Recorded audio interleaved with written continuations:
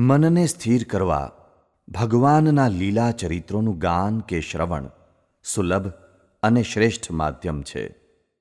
ભગવાનના લીલા ચરિત્રોનો એવો એક દિવ્ય ગ્રંથ એટલે ભક્ત ચિંતામણી.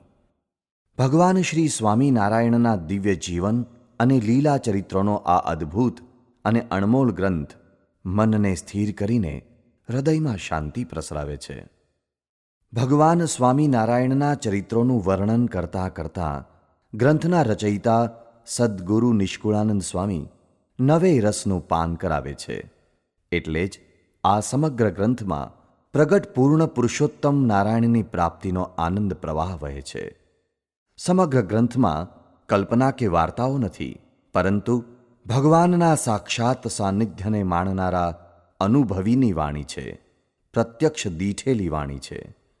પોતે જે સુખ અને આનંદ માણ્યા છે તે ખોબે ખોબે વહેંચવાનો ઉમંગ વર્તાય છે.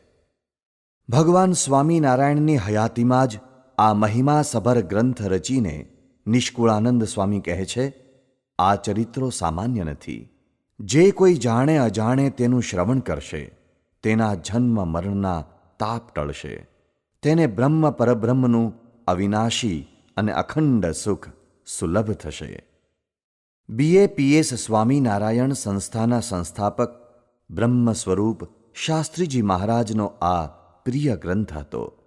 તેમાંય ખાસ કરીને માંદગીના સમયે તેઓ પોતાના લાડકવાયા યુવાન સંત નારાયણ સ્વરૂપદાસજી એટલે કે પરમ પૂજ્ય પ્રમુખ સ્વામી મહારાજના મધુર કંઠે આ ગ્રંથ સાંભળતા ત્યારે ડોલી ઉઠતા.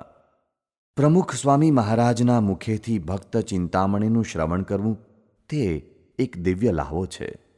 સને 1987માં સારંગપુર તીર્થધામમાં તેઓએ કરેલી ભક્ત ચિંતામણી ગ્રંથની પારાયણ આ ધ્વનિ સંપુટ રૂપે પ્રગટ કરતાં અમે આનંદ અનુભવીએ છીએ.